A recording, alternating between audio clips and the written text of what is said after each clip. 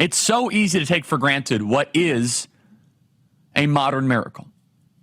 It is a modern miracle that you can go within, right here where I am broadcasting, there are 10 grocery stores that have more food than they know what to do with. You can go aisle by aisle. Thousands of different selections of different condiments and jams and peanut butters and sausages and bananas and lemons and limes and frozen dinners and fresh food and seafood from all over the planet, just waiting for you right there. We have it so good in the United States of America that we don't even teach our kids. You know, a grocery store is a modern miracle. It is a modern miracle. This was on full display back when future president of the Soviet Union, Boris Yeltsin, visited the United States. Boris Yeltsin visited the United States as part of a kind of let's just say, a thawing of hostilities between the United States and the Soviet Union. This occurred back in 1989. On September 16th, 1989, Boris Yeltsin spontaneously told his team, kind of like a Trumpian thing, I want to see these American grocery store. I want to see it for myself. I want to go see how the Americans eat, because I hear things about how they have food on demand. Boris Yeltsin was running the Soviet Union, was about to run the Soviet Union, goes into a grocery store in Clear Lake, Houston, at a grocery store called Randall's, and he couldn't believe it. Boris Yeltsin walked aisle by aisle. Again, this is a guy who was raised in communism and a defender of totalitarian communism, where everything was free, but everything was awfully expensive. And he couldn't believe, he even said, quote, you have 40,000 different options at this store? Yeltsin said, quote, he roamed the aisles of Randall's, nodding his head in amazement. Shoppers and employees stopped him to shake his hand and say hello. In 1989, not everyone was carrying a smartphone in their pockets, so selfies were not a thing. He said, quote, even the Politburo does not have this choice. Not even Mr. Gorbachev himself eats as well as a poor person in America. The leader of the Soviet Union could not believe that you could get ice cream on demand, that you could get lettuce, onions, whatever you want. He was shocked. He said, this is heaven on earth. He said, is this an exception? Is this a special store that I chose? And the shoppers that he randomly engaged said, no, this is America. In America, we have abundance. In America, we have prosperity. Now, remember the context. The Soviet Union embraced Marxist totalitarianism. It was a competition of ideas. Was Western free market capitalism going to be the better way forward? Or was it going to be top-down communistic dictatorship totalitarianism? The fact that stores like these were on every single street corner in America amazed him. By contrast, a Russian store was a lot different. A Russian store was barren. Everything was financed by the government. There were price controls. It was centrally planned, to each according to his ability, to each according to his need. We famously sent Benny Johnson to a grocery store in Cuba. Look at there. That is a Russian Soviet grocery store. Bland, disgusting, old food. Because there are no market principles that were driving it. It was made by some government bureaucrat. Here's your cranberries. Here's your vodka chicken. A Russian store looked as if people were in the third world. You would spend 2 or 3 hours in line each day, and when the food runs out, it is out. Your gray, brown, and yellow food. There are stories that when Russians came to the United States after the Cold War, they'd visit a supermarket and load up on tons of meat because they thought it was just meat day.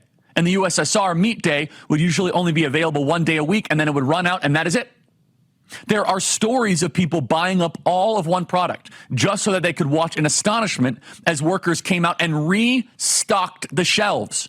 The idea of having even more of something in the back was unheard of from people from communist nations. Not just that, the man, that Yeltsin and Gorbachev, the most powerful people on the planet, they could not grasp the abundance. They were in charge of one of the wealthiest, largest countries in the world, the Soviet Union, and they did not eat as well as a pauper in the United States of America. It is easy to take for granted what we have in our grocery stores. It is easy to look at the modern miracle and how free market capitalism works, from an entrepreneur that thinks they can make a better ketchup, to the assembly line that makes sure that you get your Dijon mustard, to the olive oil imported from around the world in Greece.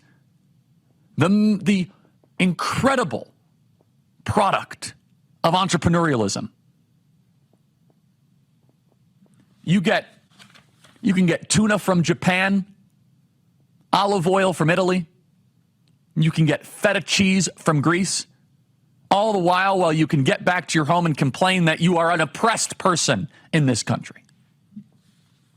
You see, at the root of leftism is ingratitude. At the root of leftism is mobilizing resentments. Now, of course, there are a lot of problems in this country. It's hard to afford groceries right now.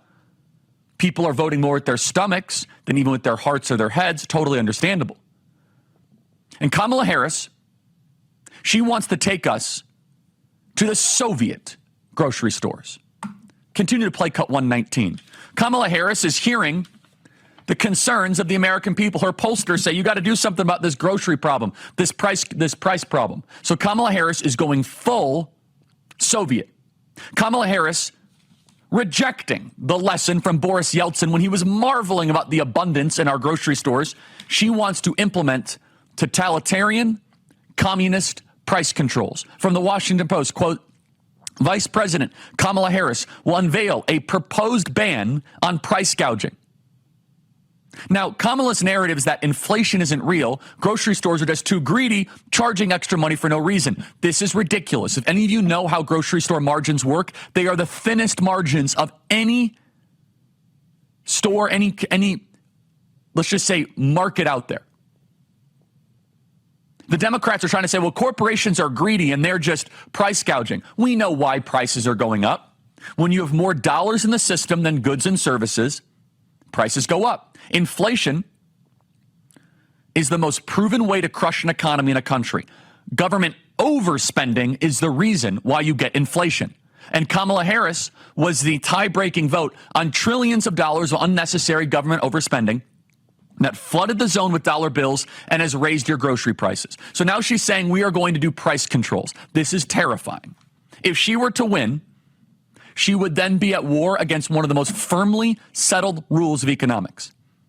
Literally 1,700 years ago, the Roman Emperor Diocletian tried to stop inflation with an edict on prices, and it failed. During the French Revolution, the revolutionary government passed the law on the maximum, capping prices on food. It failed. Instead, what did it lead to? Famine. If you come in with price controls, you are going to have food shortages.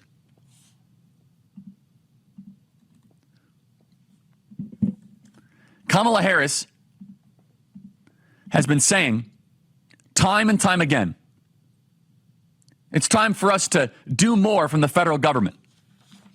The Washington Post comes out and reports that she wants to come in with federal price controls on your groceries. Same reason why rent control doesn't work in New York, San Francisco, and D.C. They don't have lower rent. They have the highest rent in the country and constant housing shortfalls. And then a small handful of people get to have apartments way below the market rate. But here's the problem, is that politically this could work. Economics is not the public strong suit. It sounds good. Yeah, price controls. You will enter into the Soviet grocery store quickly if Kamala Harris gets her communist way of promising you price controls on your groceries. The solution is lower energy costs, cut government overspending, and grow the economy, not take a page from the Soviets.